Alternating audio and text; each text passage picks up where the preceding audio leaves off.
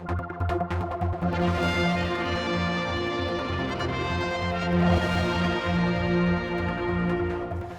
welcome to our podcast. We call it that because it's just us two sitting here on a weekday talking about things. And Chris Robertshaw talking as a political commentator. Back to that, we've done with your future Isle of Man for the minute.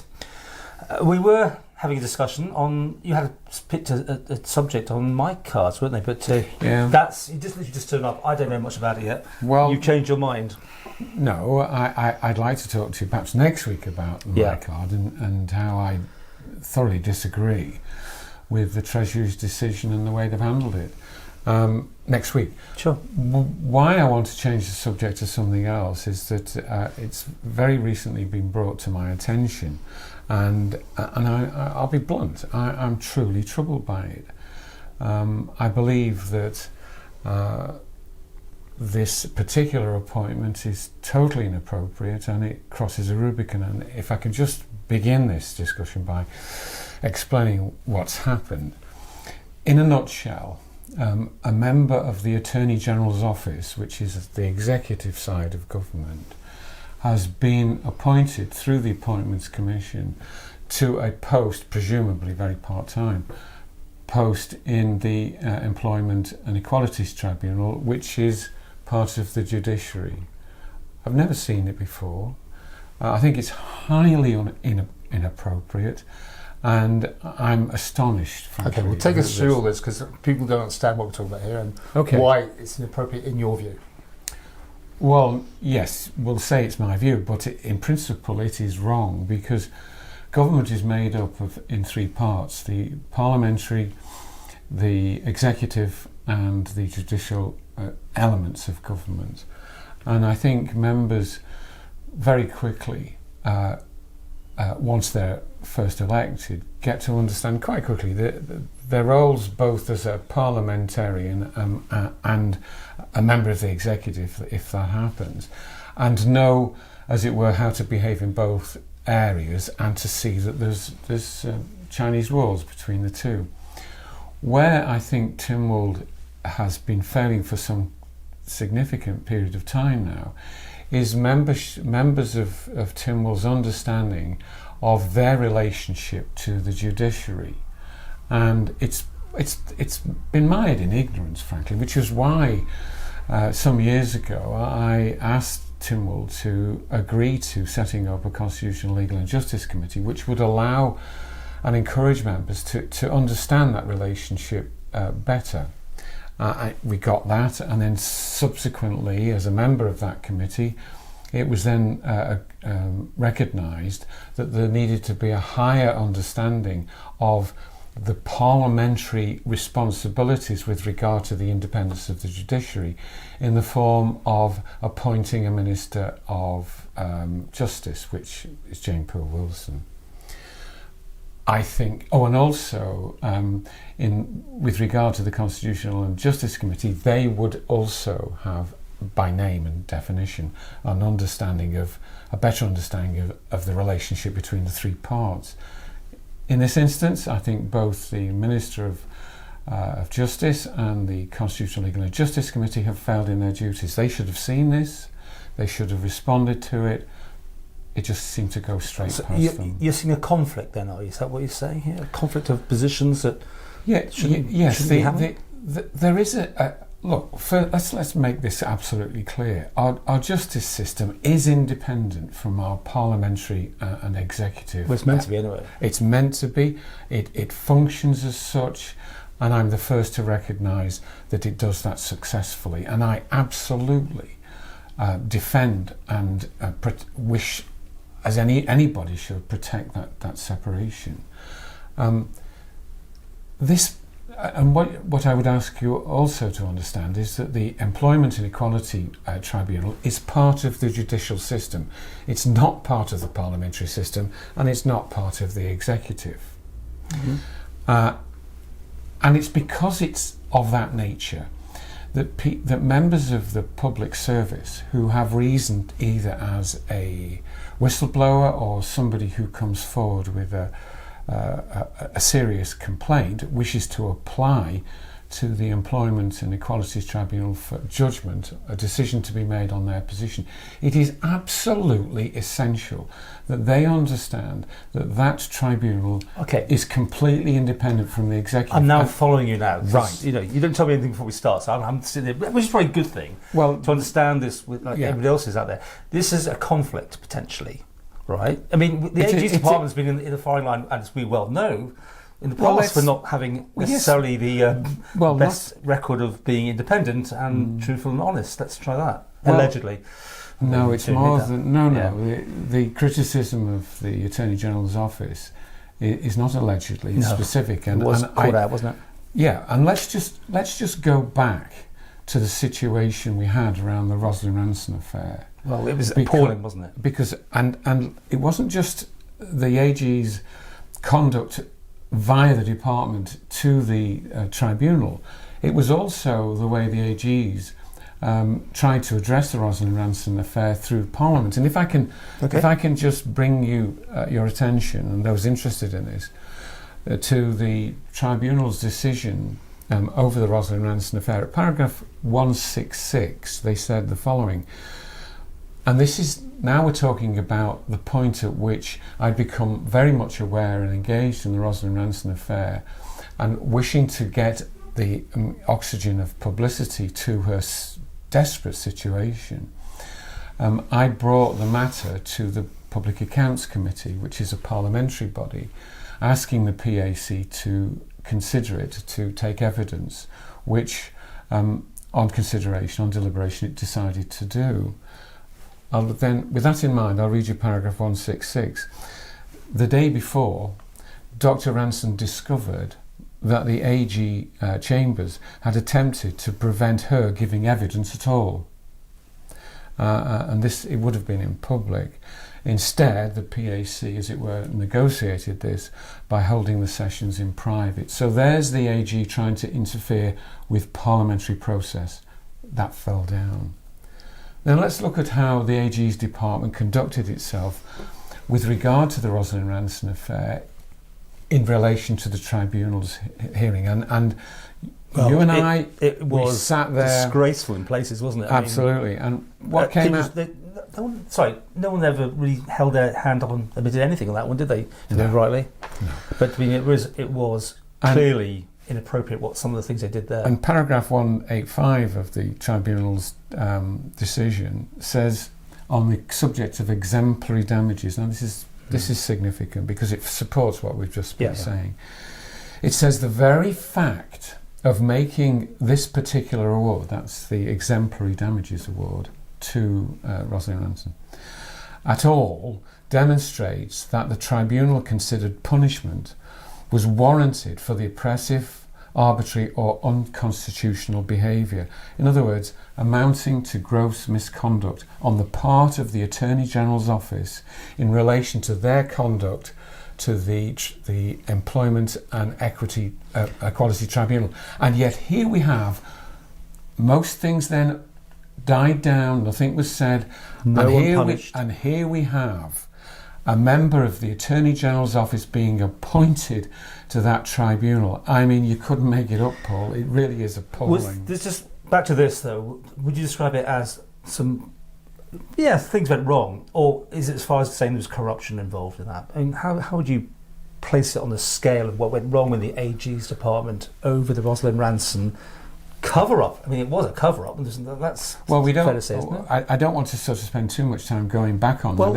I'm just reminding people what you're dealing with, that department, and the Attorney General's chambers. It's exactly the same people that were involved in this. They're still there today. I mean, it has relevance to the confidence levels you put in the AG's department. Yeah, right? Absolutely.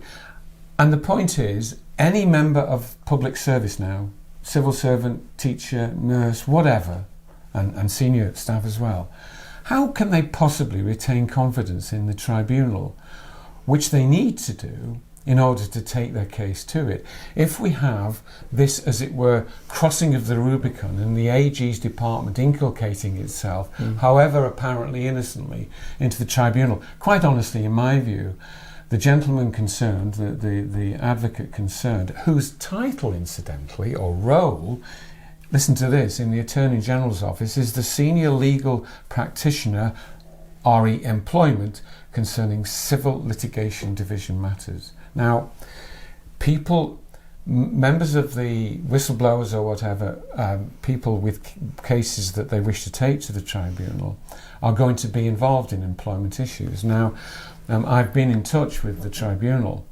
and indeed the Appointments Commission questioning this appointment. I'm not going to attribute criticism to either party. Where my criticism lies is with the parliamentary process, which has now been set up to oversee and recognise the avoidance of these sort of things. But the way they're trying to get around it is to say, well, actually, this appointment won't be concerned with cases relating to those in the public service. Well, I'm putting it to both those parties that's an unhappy, inappropriate compromise, because this is about optics as well. You know, this concept about justice must be done but be seen to be done. The clear way to make sure that confidence is retained in the tribunal is to ensure that there's nobody from the Attorney General's office involved in any shape or form.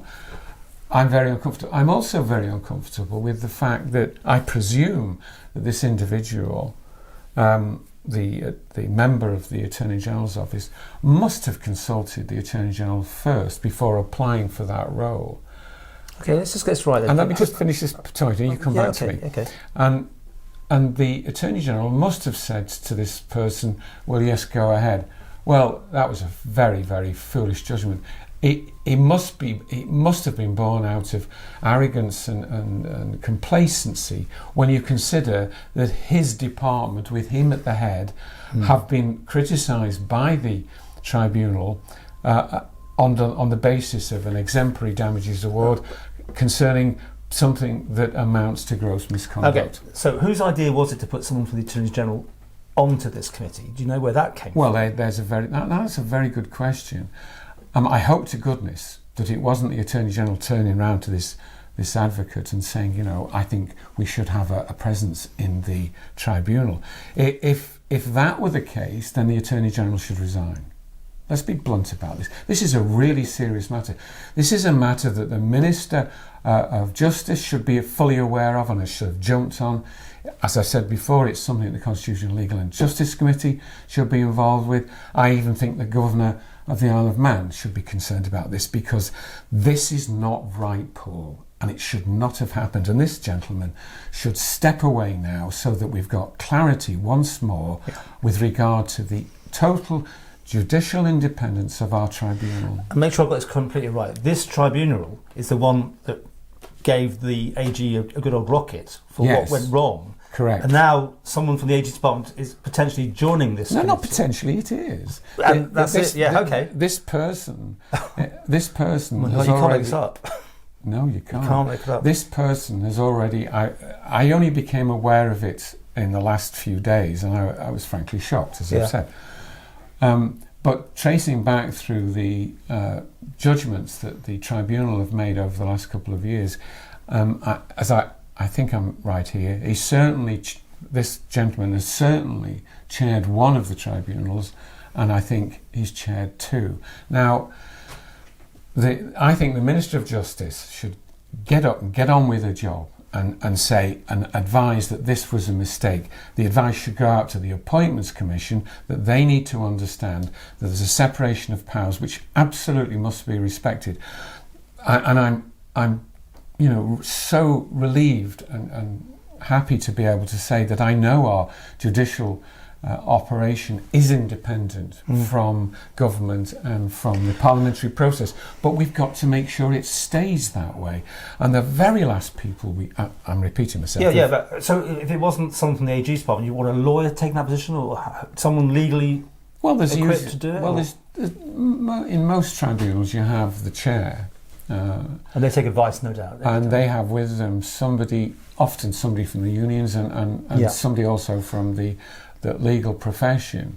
So, You know, the interesting thing is here, and this is sort of taking on from your point, that if they felt there was a need to have somebody, a legal practitioner with employment, civil litigation experience, that they only then apply to private sector applications, then who on earth is doing the job when it comes to the public sector submissions coming to the tribunal?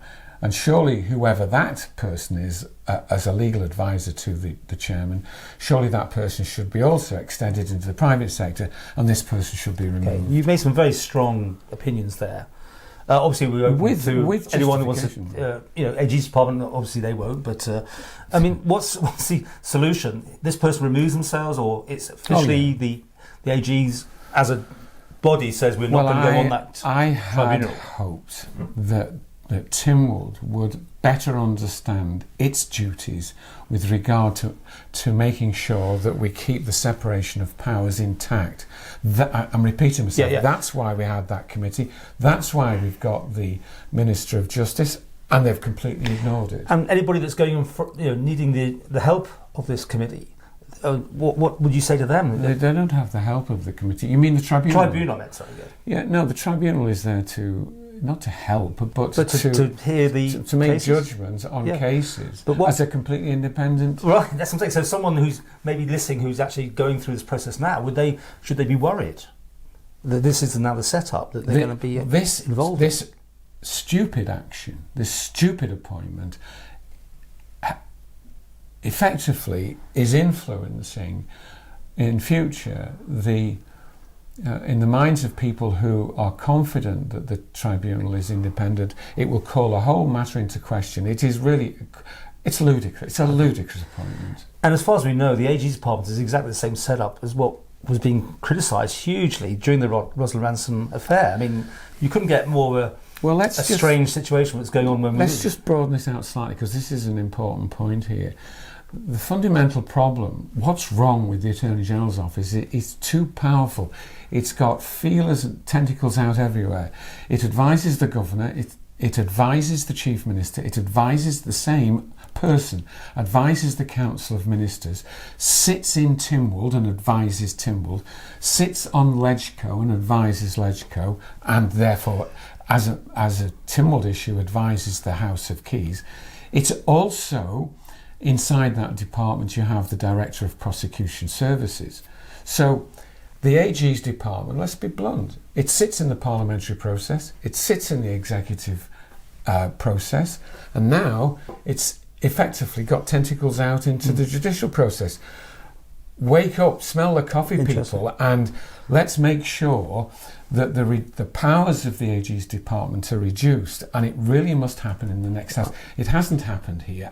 I'm so disappointed with the Constitutional, Legal and Justice Committee and the Minister of Justice. And just to remind people that there's been no recommendations following the Dr. Ransom thing, and no one's been held accountable for what they clearly didn't do correctly, and that was said many times during that tribunal. In other words, confidence levels in the AG's department hasn't necessarily improved for anybody. There's a point that I made to you once before when I was talking about the Richard Knight KC report on the Rosalind Ransom affair, where he says, towards the end of his report, I mean, it's a sort of curate's egg report. It's good in places, in my opinion, and good in places, bad in others.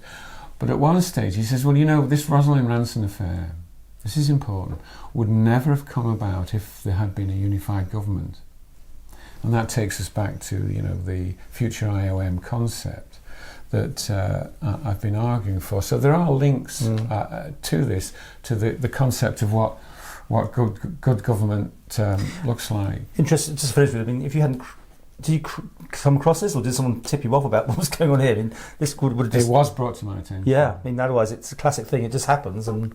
Well, I mean, I'm no longer a member of Keys, and I don't follow it on a day-to-day basis. But having had it brought to my attention, you bet I'm disappointed in what's happened.